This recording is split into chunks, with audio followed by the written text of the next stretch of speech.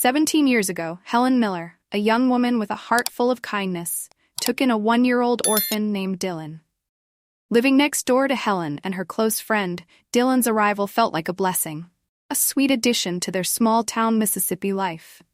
Little Dylan, with his charming grin and infectious laughter, quickly won over everyone's hearts. As the years rolled by, he became Helen's pride and joy. She cared for him with every fiber of her being, showering him with love and affection. She cooked his favorite meals, patiently taught him to ride a bike, and tucked him in every night. At 6, Dylan was everything to 32-year-old Helen. Her own son, Michael, a year older than Dylan, had gone to live with his father in Texas after a bitter divorce. Now at 43, Helen poured all her maternal love into raising Dylan. She was a woman of striking beauty, even as the years passed. Her long, dark hair cascaded down her back like a silken waterfall. Her eyes, a deep, soulful brown, held a hint of sadness that only added to her allure. Helen possessed a figure that time seemed to have treated kindly, curves in all the right places, a testament to her youthful vitality. But life had a way of throwing curveballs, and for Helen Miller, those curveballs came in the form of unexpected hardship and heartbreak, forever altering the course of her life and her relationship with the young man she loved like a son. Her high cheekbones, the color of fresh cream, framed a perfectly straight nose, its delicate slope ending in a subtly upturned tip. But it was her lips that drew the most attention. Full, heart-shaped, and always painted a vibrant red. Each time she smiled, which was often, those lips parted to reveal a set of teeth as white and even as pearls. Helen was, in every sense of the word, a classic Southern beauty. Tall and statuesque, her figure was a perfect balance of curves and slender lines. Broad shoulders flowed gracefully into a tiny waist giving way to strong, shapely legs that seemed to go on forever. She moved with a natural grace, a captivating blend of strength and femininity. But young Dylan, still a child, remained blissfully unaware of the alluring power Helen held. His world revolved around toy trucks, fishing trips with the neighbor's son, and the comforting warmth of Helen's embrace each night before sleep claimed him.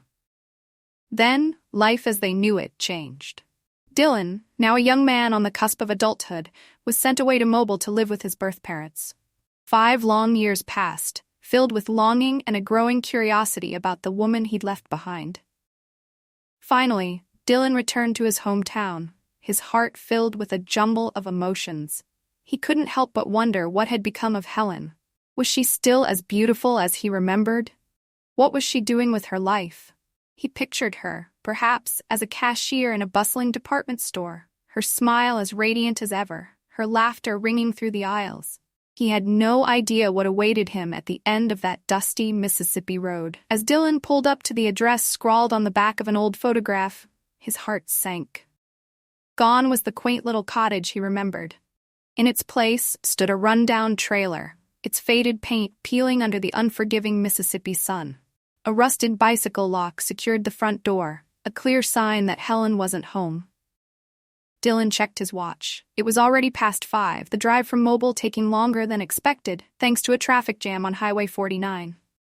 Across the street, a group of men sat outside a ramshackle diner, their cigarettes filling the air with a haze of smoke. Hoping for a clue to Helen's whereabouts, Dylan crossed the street and approached the men. "Excuse me," he asked politely. "I'm looking for Helen Miller. Does anyone know where I might find her?" The men exchanged uneasy glances, a few of them muttering into their coffee cups. One by one, they shook their heads, avoiding his gaze. Just as Dylan was about to give up, he caught a snippet of conversation from inside the diner. "Figured as much," the waitress was saying, her voice laced with disdain. That Helen Miller always thought she was too good for this town. Confused and more than a little concerned, Dylan mumbled his thanks and headed back across the street.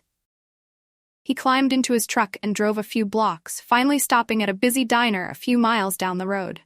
He ordered a burger and fries, his appetite gone but knowing he needed to eat. As he ate, his mind raced, replaying the scene at the first diner and the waitress's words. What had she meant by that Helen Miller? What wasn't she telling him? He decided to head back to Helen's trailer, figuring she might be home by now. But first, he needed coffee. Badly. He spotted a neon sign flickering a few blocks away. The Big Easy. Stepping inside, Dylan was greeted by a cloud of cigarette smoke and the sounds of clinking glasses. He ordered a black coffee and lit a cigarette, his eyes drawn to the flickering television screen above the bar. A kung fu movie had just started, the over-the-top fight scenes providing a strange sort of comfort in his growing unease. An hour and a half later, Dylan emerged from the bar, his anxiety replaced by a dull ache of disappointment. Still no sign of Helen. He fumbled for his keys, then swore under his breath. Empty. He'd left his headlights on.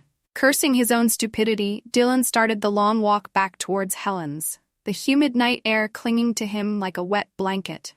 As he neared the edge of town, where the streetlights gave way to inky blackness, he noticed a group of women huddled under a lone oak tree, their laughter carrying in the still night. They were dressed in clothes that left little to the imagination. Prostitutes. He quickened his pace, his gut twisting with a strange mix of disgust and pity. As he drew closer, one of the women stepped into the light, her hand reaching out to grab his arm. "Hey there, handsome," she purred, her voice thick with a southern drawl. "Looking for a good time?" Dylan stopped dead in his tracks, his blood turning to ice. He recognized those eyes, the curve of her lips, even under the thick layer of makeup. "Helen?" He choked out, his voice barely a whisper. Recognition flashed across Helen's face, quickly replaced by a look of shame. She dropped her hand, as if his touch had burned her. Without a word, she turned and walked away, disappearing into the darkness. Dylan stood there, frozen, his mind reeling. It all made sense now. The men's evasions, the waitress's knowing tone. Helen, his Helen, was one of those women, selling herself on a dark highway in the middle of nowhere. He found her leaning against a tree a few yards away, her face hidden in her hands. He didn't know what to say, what to do. He wanted to yell, to demand an explanation, but the look on her face, a mixture of defiance and utter despair, stopped him. Silently, he walked over and gently took her hand. He pulled her towards his truck, stopping at a nearby gas station to fill his tank. Helen remained silent throughout, her gaze fixed on some unknown point in the distance. He drove them to a small Vietnamese restaurant he'd passed earlier. Helen finally spoke as he parked the truck. "I'm not hungry, Dylan," she said, her voice barely a whisper. "Neither am I," he replied softly, his eyes filled with concern. He ordered them both sweet iced tea, the only thing he could stomach at the moment. He watched as she picked at a napkin, her shame almost palpable. He couldn't bring himself to judge her. He knew life had been hard on Helen, especially after Michael left. And even now, he couldn't shake the feeling that she'd been forced into this life, that something dark and sinister lurked beneath the surface. They drove back to the trailer in silence. Helen unlocked the bicycle chain, her hand trembling slightly as she handed him the keys. "The spare's in the mailbox," she mumbled, avoiding his eyes. The trailer was even more depressing on the inside.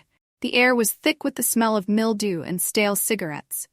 A threadbare couch sat opposite a flickering television, its screen a mosaic of static. A narrow hallway led to a tiny bathroom and a bedroom barely big enough for a double bed. It was a place devoid of hope, a stark contrast to the warm, welcoming home he remembered from his childhood.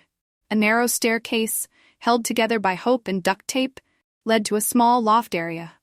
The only furniture up there was a double bed, its thin mattress covered with a faded floral sheet.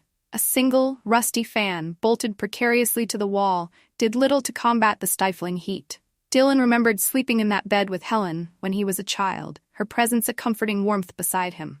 Back then, the trailer had seemed cozy, a sanctuary from the world outside. Now, it felt more like a cage.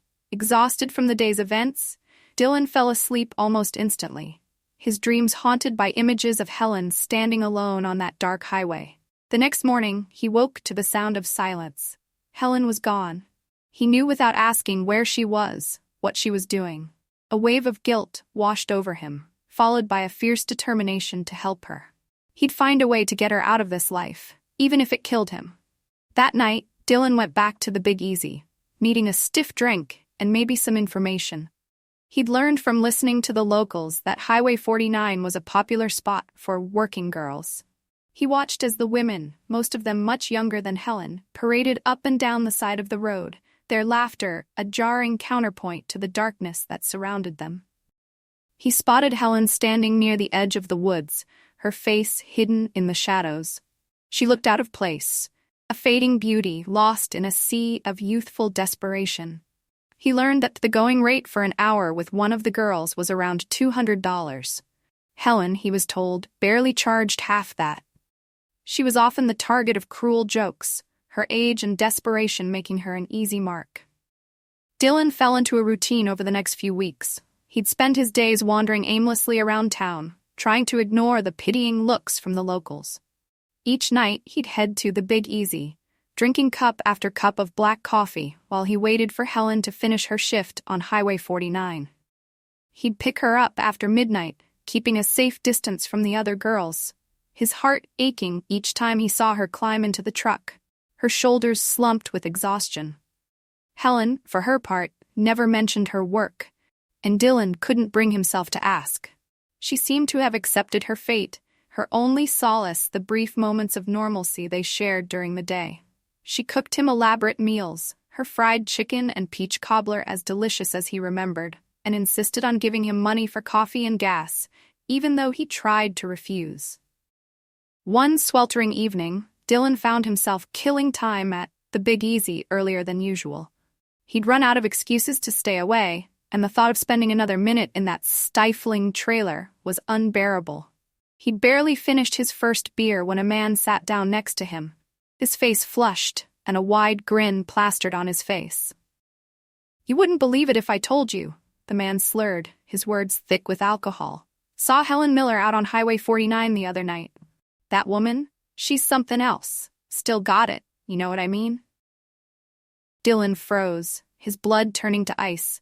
He wanted to punch the man, to tell him to shut up, but something held him back. He listened in stunned silence as the man continued to brag about his encounter with Helen, his words a mix of admiration and crude innuendo. By the time Helen got off work that night, Dylan was drunk, his mind awash with a potent mix of alcohol and a rage he didn't understand. As Helen climbed into the truck, he grabbed her hand, his fingers digging into her skin. He shoved a wad of cash at her. "Here," he spat, his voice thick with disgust. "Don't spend it all in one place." The force of his words, the look of disgust in his eyes, slapped Helen harder than any blow could. Tears welled up in her eyes, but she blinked them back, refusing to give him the satisfaction of seeing her break. She wanted to scream, to tell him he didn't understand, that this was the only way she knew how to survive. But the words died in her throat, choked by a wave of shame and a deep, aching sadness. She turned away from him, curling up on the bed, her body racked with silent sobs. Dylan didn't speak, didn't try to comfort her. He simply walked out of the trailer, leaving her alone with her pain. The next morning, Helen woke with a fever raging through her body. Her head throbbed, her limbs ached, and every cough sent a searing pain through her chest. She was too weak to get out of bed. Dylan, his anger replaced by a wave of guilt and concern, took care of her. He brought her soup, made sure she took her medicine, and spent hours reading to her while she drifted in and out of sleep. He even cleaned the trailer, scrubbing away the grime and the lingering scent of stale cigarettes. As Helen slowly recovered, she was touched by Dylan's unexpected tenderness. She'd seen a side of him she hadn't realized existed, a depth of compassion that belied his gruff exterior.